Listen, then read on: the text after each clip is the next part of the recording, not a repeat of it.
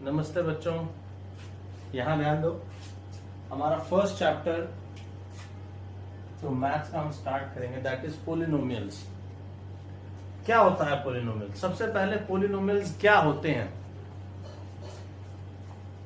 पोली का मतलब होता है मैनी, एक से ज्यादा।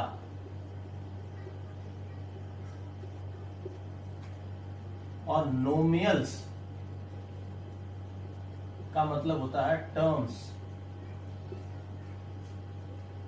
सो बेसिकली पोलिनोमियल्स का मतलब हुआ एक से ज्यादा terms, mathematical expression which contains more terms than one term. एक ऐसी मैथमेटिकल एक्सप्रेशन जिसमें एक से ज्यादा टर्म्स होती हैं उसे पोलिनोमियल कहा जाता है। आप सभी इस बात को समझ रहे होंगे बहुत अच्छे से। मैं आपको इसका एक एग्जांपल दे देता हूं, जैसे x+3। अभी आप बोलोगे कि बस यही बात है, x+3 एक पोलिनोमियल है, ऐसे ऐसे तो बहुत सारे बन सकते हैं। तो क्या सभी एक्सप्रेशंस मैथमेटिकल जिनमें कि एक से ज्यादा टर्म्स होंगी, क्या वो सारे ही पोलिनोमियल होंगे? नहीं भाई, ऐसा नहीं है। सारे पोलिनोमियल नहीं होंगे, कुछ नहीं भी होंगे। वो कौन से नहीं होंगे और कौन से होंगे उस पर हम थोड़ी सी बात करते हैं, तो यहां ध्यान देंगे सभी। तो पहले मैं आपको इसकी 4 कंडीशंस बताता हूं, 3 कंडीशंस या 4 कंडीशंस उसको आप बना सकते हो। वो मैं आपको बताता हूं कि पोलिनोमियल्स की कंडीशंस क्या होती हैं। सबसे पहला, अभी हमने नाम से पढ़ा कि एक से ज्यादा terms, more than one term. एक से ज्यादा टर्म्स होनी चाहिए। दूसरा,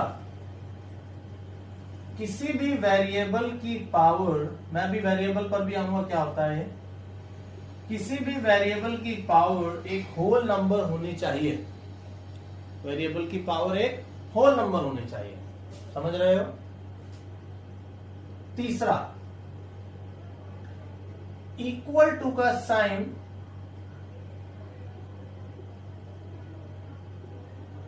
नहीं होना चाहिए। तो ये 3। इसके अलावा जब हम बात करते हैं पोलिनोमियल की, तो वो मैथमेटिकल वैल्यूज, वेरिएबल्स और कांस्टेंट्स इन्वॉल्व करता है।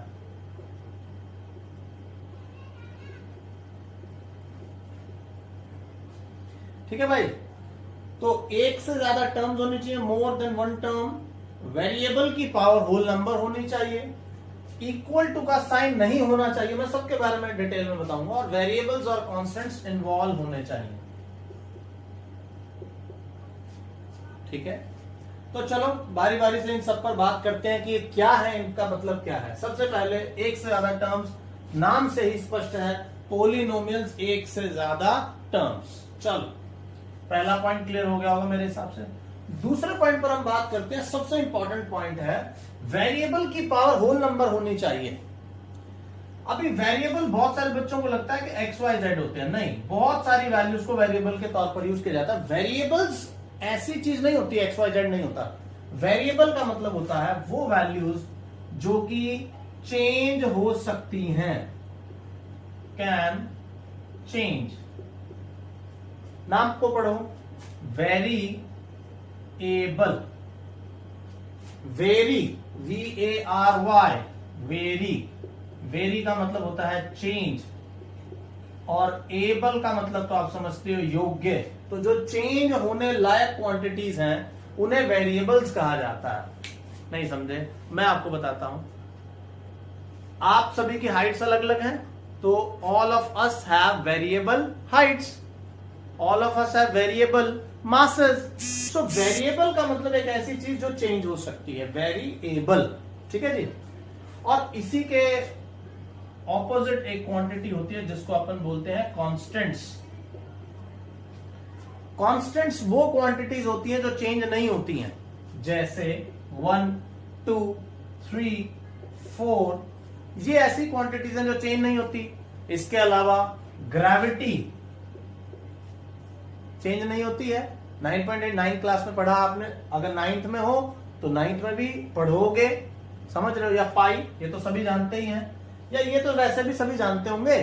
तो ये क्वांटिटीज, अब ये एक्स वाई जेड का क्या पंगा है कि हम जनरली हमने इंग्लिश अल्फाबेट्स के अंदर ये नंबर्स को वेरिएबल के तौर पर हम यूज करते हैं कि अपन मान लिया कि हाँ ये क्वांटिटीज वेरिएबल के तौर पर हमने यूज करनी है, तो एक्स वाई जेड को हम वेरिएबल्स के तौर पर यूज करते हैं। ऐसा नहीं है कि वेरिएबल्स होते हैं, इनको हमने, अब देखो वेरिएबल को कहीं ना कहीं जहां पे भी अपन को जरूरत है तो हम इन्हें यूज कर लेंगे, बस बात खत्म।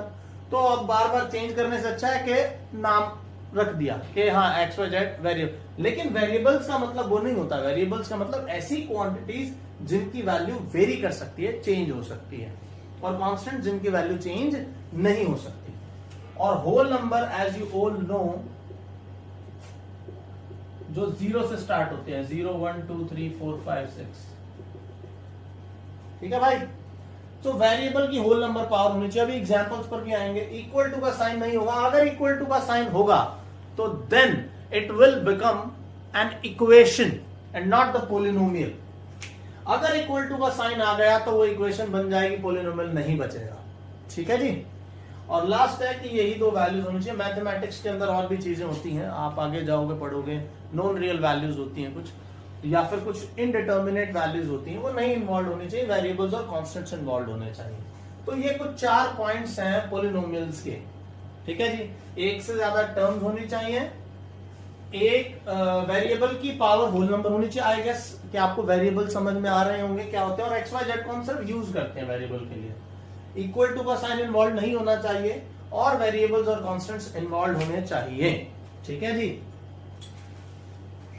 चलो इससे आगे बात करते हैं, कुछ एग्जांपल्स लेकर दिखा देता हूं मैं आपको चीजें स्पष्ट। Now take some examples and questions.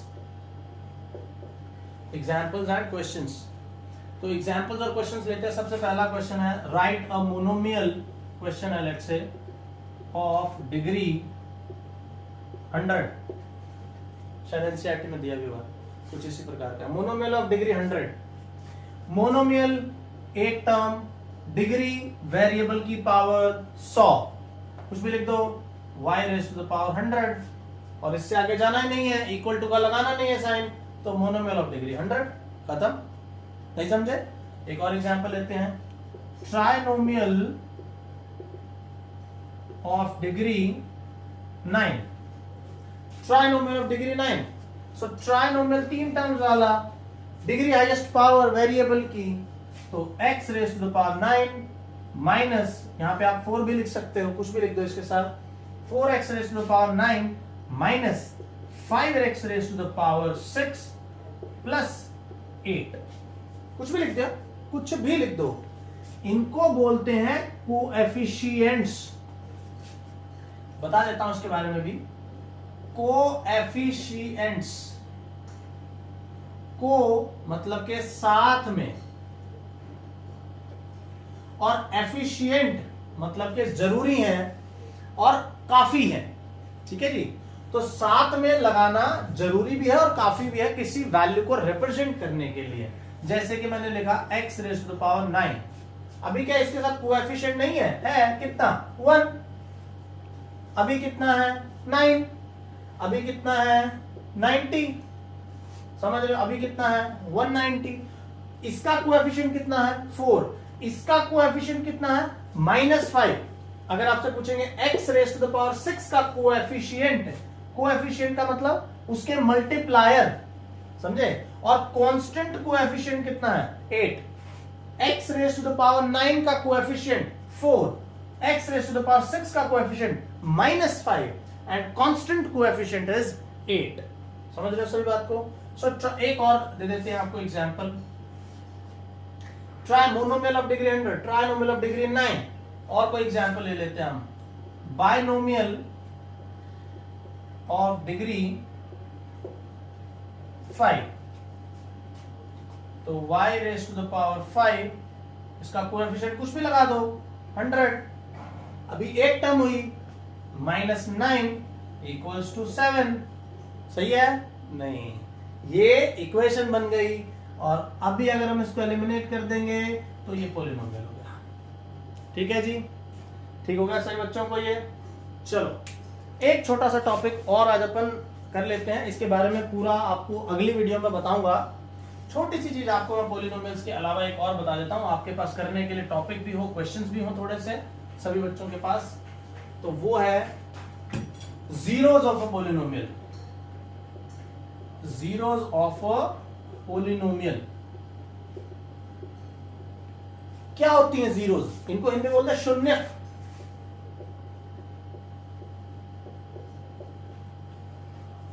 शून्यक, zeros, बहुत सिंपल, नाम में ही अर्थ छुपा हुआ है। शून्यक, जीरोस, जो शून्य बना दें, जो जीरो कर दें, जीरो, जो किसी पॉलिनोमियल को जीरो कर दें, वो जीरोस हैं, शून्यक हैं, बात खत्म। जैसे x + 9, इसको जीरो बनाओ, कैसे बनाओगे? ये तो कांस्टेंट है, चेंज ही नहीं हो सकता कंडीशन के अंदर, कंडीशन के अंदर चेंज नहीं होगा। चेंज कौन होगा? x। तो x को ऐसा क्या करें कि ये जीरो बन जाए? तो आंसर है x को यदि आप -9 डाल दोगे तो -9 + 9 becomes 0। तो x बराबर -9 is the zero of the polynomial। कौन सा? x + 9। इस पॉलिनोमियल की जीरो है x बराबर -9। ये एक ऐसी वैल्यू है जो इस पॉलिनोमियल को जीरो बनाने की हिम्मत रखती है। समझे? बात समझ में आ रही है? x² - 4 एक पॉलिनोमियल है, बाइनोमियल है। कौन सा? कितने डिग्री का? कौन सी डिग्री का? 2 डिग्री, क्वाड्रेटिक। समझे? So quadratic binomial. सो ये क्वाड्रेटिक बाइनोमियल है, बोला इसकी जीरो बनाओ, तो ऐसी वैल्यू ढूंढो x की। सोचना, इसको वीडियो पॉज करके सोचो पहले इस बारे में, ठीक है? और मैं बोल रहा हूं, पहले पॉज कर लो, सोचो, नहीं आ रहा दिमाग में तो यहां देख लो। x² - 4 एक ऐसी वैल्यू जो इस पूरे पॉलिनोमियल को ही जीरो कर दे। x को 2 डालो, 2 का स्क्वायर -4, 4 - 4 0। ठीक है जी, कर दिया। -2 भी अगर आप डालोगे तो -2 का स्क्वायर भी +4 ही होता है, माइनस का स्क्वायर प्लस ही होता है, तो 4 - 4 वो भी 0। तो बेसिकली आप इसको -2 डालो या 2 डालो, दोनों से ही आपका आंसर आएगा। तो तरीका क्या है जीरोस निकालने का? बहुत सिंपल है, बराबर 0 रख दो। क्यों रख रहे हैं बराबर 0? क्योंकि अल्टीमेटली वैल्यू भी तो 0 ही बनानी है, नहीं समझे? अल्टीमेटली जीरोस क्या है? वो वैल्यूज जो किसी पॉलिनोमियल को 0 बना दें। अपन पहले ही उसको 0 रख देते हैं, तो जो वैल्यूज आएंगी, देखो सुनो, वाइस वर्सा है, वो वैल्यूज जो पॉलिनोमियल को 0 बनाते हैं उसकी जीरोस है। हमने पहले ही 0 रख दिया, तो जो वैल्यूज आएंगी वो क्या होंगी? जीरोस। समझे ना? तो इसको 0 के बराबर रखा, सॉल्व किया, बराबर 4, तो यहां से वैल्यूज निकल कर क्या आएंगी? +-2।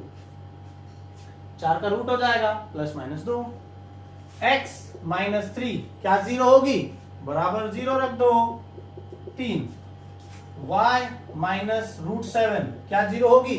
बराबर 0 रख दो, √7 चेक कर लो, यहां √7 रखो, -√7 कैंसल, 0 आ जाएगा।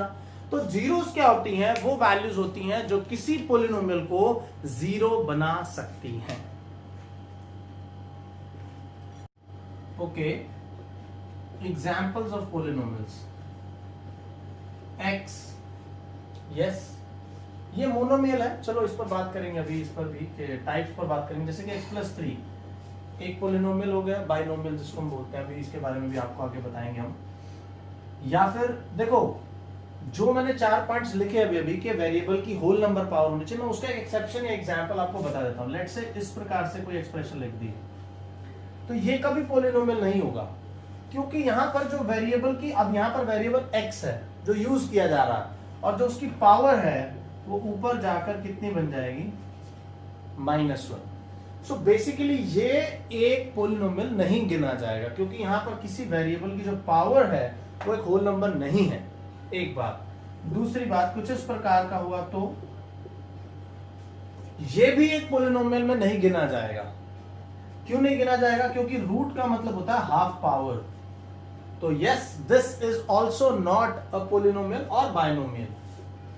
इसके अलावा अगर मैं ऐसा लिख देता हूं ये एक पोलिनोमियल या बाइनोमियल है, क्योंकि यहां पर ये जो पावर है ये कांस्टेंट की है, हाफ पावर, ये हाफ पावर होती है, ये वेरिएबल की है, वेरिएबल जो वेरी कर सकते हैं एक पर्टिकुलर सिचुएशन में, लेकिन कांस्टेंट जो वेरी नहीं करते एक पर्टिकुलर सिचुएशन में। यहां पर आप देखोगे तो कांस्टेंट की पावर हाफ है, तो ये एक पोलिनोमियल है, ये नहीं है, ये नहीं है। आप सभी समझ रहे हो इस बात को? तो यस, ये आपको फर्क पता होना चाहिए, आपको पता होना चाहिए। या फिर अगर हमने ये लिखा x² + 9x - 4 = 7, कुछ भी हमने लिख दिया, तो ये भी एक पोलिनोमियल नहीं है, ये एक इक्वेशन है। जब इक्वल टू का साइन इन्वॉल्व हो जाएगा तो इक्वेशन शब्द कहां से आया है? इक्वेट, और इक्वेट जो शब्द है वो है बराबर। तो जब आप दो चीजों को बराबर रखते हो then it will become equation. तो ये एक इक्वेशन है, पोलिनोमियल नहीं बोला जाएगा इसको पोलिनोमियल नहीं बोला जाएगा, इसको एक इक्वेशन कहा जाएगा। ये पोलिनोमियल्स हैं। चलो अब इसकी टाइप्स पर बात करते हैं, थोड़ी जल्दी से इसकी टाइप्स पर हम बात करते हैं, और मजेदार सी टाइप्स हैं इसकी सारी की सारी, वो देख लेंगे सभी बच्चे। पहला, ऑन द बेसिस ऑफ, देखो पोलिनोमियल को कैटेगराइज करने के अलग अलग तरीके। आपके दादाजी जो हैं उनकी दो फैमिलीज हैं, एक फैमिली आपके फादर की, एक आपके चाचा जी या ताया जी की फैमिली होगी। तो बेसिकली एक फैमिली की अलग कैटेगरी बनेगी, दूसरी फैमिली की अलग कैटेगरी। ऐसे ही पोलिनोमियल को अलग अलग बेसिस पर डिवाइड किया जाता है। तो पहला बेसिस है on the basis of number of terms, on the basis of number of terms. Number first, monomial जिसमें एक टर्म है, सिंगल टर्म, एक टर्म। अब इसे पोलिनोमियल नहीं कहा जाता, ध्यान रखना, इसको कभी पोलिनोमियल नहीं कहा जा सकता क्योंकि ये मोनोमियल है, सिंगल टर्म वाला है। सो मोनोमियल, एक टर्म वाला, जैसे कि ये, जैसे कि ये, जैसे कि ये, जैसे कि 9x⁻30, ये सभी एक टर्म इन्वॉल्व है इसके अंदर। समझ रहे हो आप? सबसे पहले एक एक एक, कोई दूसरी टर्म नहीं है, तो ये मोनोमियल्स है। दूसरा, बाइनोमियल, दो टर्म्स इन्वॉल्व होती हैं, दो टर्म्स, जैसे कि ये दो टर्म्स, 2 टर्म्स आर इन्वॉल्व, जैसे कि ये, या x की जगह आप z ले लो, z+9, कुछ भी, तो ये बाइनोमियल्स हैं। ठीक है। और एक और बात बता दूं, कोई भी पोलिनोमियल एक वेरिएबल में भी हो सकता है। मैंने सारे जितने एग्जांपल्स लिखे हैं एक वेरिएबल में लिखे हैं, आप दो में भी इसको बता सकते हो, दो वेरिएबल्स में भी पोलिनोमियल बनता है, जैसे कि x+y। तो ये भी एक पोलिनोमियल या बाइनोमियल इसको भी कहा जाएगा। बाइनोमियल को आप पोलिनोमियल बोल सकते हो, ठीक है। मोनोमियल को नहीं बोला जाता कभी भी। एक से ज्यादा टर्म है तो पोलिनोमियल शब्द यूज कर सकते हो आप, कोई दिक्कत नहीं है। फिर ट्राइनोमियल, ट्राइनोमियल 3 टर्म्स वाला, ठीक है जी। टेट्रानोमियल, ऐसे चलते जाएंगे, कोई वो नहीं है, लेकिन आप सबके लिए एक ही कॉमन शब्द याद कर लो, पोलिनोमियल, ठीक है जी। तो यहां पर जैसे 3 टर्म्स आ जाएंगी तो वो बन जाएगा ट्राइनोमियल। सो मोनोमियल, बाइनोमियल, ट्राइनोमियल, टेट्रानोमियल, ठीक है जी। तो सबसे पहले on the basis of number of terms, polynomials की कैटेगरीज मैंने आपको बताई। फिर दूसरा तरीका पोलिनोमियल्स को बांटने का है, दूसरा तरीका पोलिनोमियल्स को बांटने का है on the basis of highest power, जिसको डिग्री भी कहा जाता है, of polynomial, on the basis of highest power और degree of polynomial. Highest power के बेसिस पर पोलिनोमियल को अभी आपको कैटेगराइज करना है। तो नंबर फर्स्ट जो इसकी टाइप बनेगी वो होगा लीनियर। वैसे एक जीरो पोलिनोमियल भी होता है, बाद में बात करेंगे उसके बारे में। लीनियर पोलिनोमियल, लीनियर पोलिनोमियल क्या होता है लीनियर पॉलिनोमियल बेसिकली ऐसा एक पॉलिनोमियल होता है जिसमें वेरिएबल की हमेशा, ध्यान रखें, पावर हमेशा वेरिएबल की चेक की जाएगी, कभी कांस्टेंट की नहीं करनी, समझे। कांस्टेंट एक ऐसी क्वांटिटी है जो चेंज नहीं हो रही है, तो जो इक्वेशन को, पॉलिनोमियल को चेंज करेगा वो वेरिएबल होगा। हमेशा वेरिएबल की पावर देखनी है। तो वेरिएबल की पावर यदि 1 है, हाईएस्ट पावर यदि 1 है, ठीक है जी, हाईएस्ट पावर यदि 1 है तो इसे क्या कहा जाएगा, लीनियर पॉलिनोमियल। और जब आप इनका एक ग्राफ बनाओगे तो it will always be a straight line, it will always be a straight line. कैसा भी हो सकता है जब आप लीनियर पॉलिनोमियल्स का ग्राफ ड्रॉ करते हो। हालांकि वो ग्राफ ड्रॉ करने के लिए आपको इसको एक इक्वेशन भी बनाना पड़ता है, तभी ग्राफ बनेगा, लेकिन जब आप एक लीनियर इक्वेशन का ग्राफ बनाओगे then it will always be a linear line, ठीक है। सो लीनियर पॉलिनोमियल, वेरिएबल की highest power should be 1 and it represents a line, ठीक है जी। दूसरा नंबर 2 इज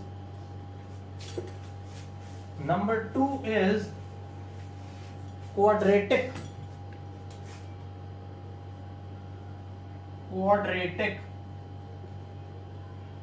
पॉलिनोमियल, जिसमें वेरिएबल की हाईएस्ट पावर 2 होती है। इनकी फॉर्म क्या बनेगी, इनकी फॉर्म बनती है, अगर एक वेरिएबल में हम बात करेंगे तो ax² plus bx plus c, ये तो हुआ पॉलिनोमियल। अगर इक्वेशन बनानी है क्वाड्रेटिक इक्वेशन तो इक्वल्स टू 0, ठीक है जी। अगर आपको पॉलिनोमियल लिखना है तो यहां तक, अगर इक्वेशन बनानी है तो इक्वल टू 0 लिख दो ना। ये हुआ क्वाड्रेटिक पॉलिनोमियल की फॉर्म, वेरिएबल की हाईएस्ट पावर 2, और ये मैं किस में लिख रहा हूं, एक वेरिएबल में, ठीक है ना। 2 वेरिएबल में थोड़ा लंबा चौड़ा सा बन जाता है मामला, तो हम यहीं तक रखेंगे इसको। Quadratic polynomial ax² plus bx plus c, उसमें भी आप लिख सकते हो, उसमें x² y² दोनों इन्वॉल्व कर देना बस, और कोई बड़ा इशू नहीं। सो क्वाड्रेटिक पॉलिनोमियल जिसमें वेरिएबल की हाईएस्ट पावर कितनी होगी, 2, हाईएस्ट। ऐसा नहीं है कि 1 नहीं हो सकती, 1 हो सकती है, 1 हो सकती है, ध्यान रखें, 0 भी हो सकती है, बताऊंगा इसके बारे में अभी। तो 1 हो सकती है, 2 हो सकती है, 3 नहीं हो सकती, इससे बड़ी नहीं हो सकती, इससे छोटी सभी हो सकती है। फिर आ जाता है, और ये रिप्रेजेंट करता है, जब आप इसका ग्राफ बनाओगे तो it can be a circle. मैं again I am telling you कि आपको इसका ग्राफ बनाने के लिए पहले इसको एक इक्वेशन में रिप्रेजेंट करना होगा, बनाना होगा एक इक्वेशन इक्वल टू समथिंग रखकर, और फिर जब आप इसका ग्राफ बनाओगे तो एक सर्कल हो सकता है, वो एक पैराबोला हो सकता है, वो बहुत सारी और टर्म्स हो सकती हैं, समझ रहे ना आप सभी बात को। सो बेसिकली 2 डिग्री का जो ग्राफ बनता है वो कोई नॉर्मल दूसरी कर्व भी हो सकती है, कोई भी ऐसा कुछ कर्व भी हो सकती है, ठीक है। तो क्वाड्रेटिक पॉलिनोमियल सेकंड। तीसरे नंबर पर जो चीज आ जाती है वो क्या है, the third thing is cubic polynomial.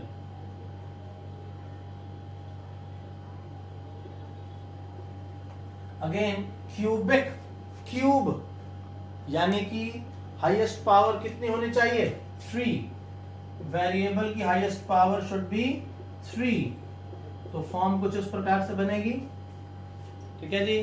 तो ये वेरिएबल की हाईएस्ट पावर कितनी हो गई यहां पर, 3, तो ये एक क्यूबिक पॉलिनोमियल है, ठीक है। और फिर अगेन अगर इसको इक्वेशन बनाना तो इक्वल्स टू 0, तो क्यूबिक पॉलिनोमियल, बात समझ में आ रही होगी सभी को, लीनियर। अच्छा, अब हम बात कर लेते हैं इनसे पहले वाले पे, जो इनसे पहले आना चाहिए था, मैंने जानकर उसको नहीं लिखा था, जनरली उसको कम यूज किया जाता है, लेकिन फिर भी वो एक इंपॉर्टेंट टर्म है, and that is zero polynomial.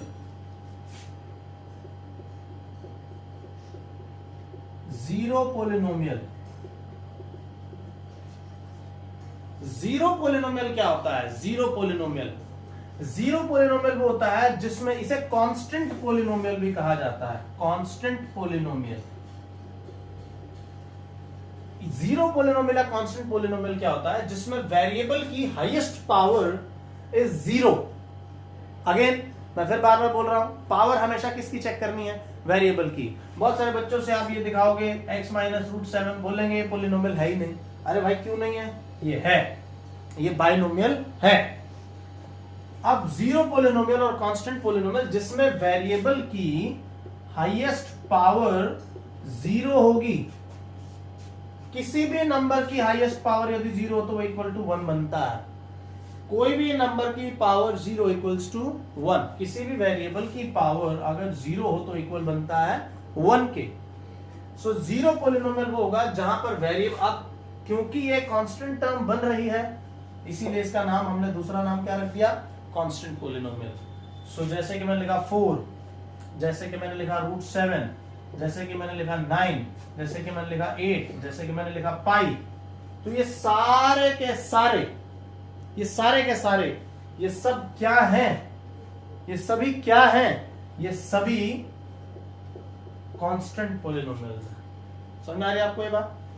Zero polynomials हैं क्योंकि आप 4 को क्या लिख सकते हो, 4 equals to 4 into 1, 4 into power 0। So variable की होल नंबर पावर इन्वॉल्व है, वेरिएबल की whole number 4 equals to 4 into 1 equals to 4x की पावर 0। वेरिएबल की होल नंबर पावर इन्वॉल्व है यहां पर, 0 इज अ होल नंबर। तो yes, this is a 1 term, और एक टर्म वाला पॉलिनोमियल तो शब्द यूज करेंगे नहीं, तो एक टर्म वाला मोनोमियल, तो it is a monomial and it is a zero polynomial. Basically ये जीरो पॉलिनोमियल शब्द आप यूज कर रहे हो लेकिन ये जीरो मोनोमियल होना चाहिए। सो जीरो मोनोमियल, लेकिन फिर वही बात, इक्वल नहीं आना चाहिए कहीं। तो आपको क्लियर हो रहे होंगे, आई गेस सारे के सारी चीजें क्लियर हो रही होंगी। मैं फिर से आपको बता देता हूं, मैं एक एक बार सारे लिख देता हूं जल्दी से।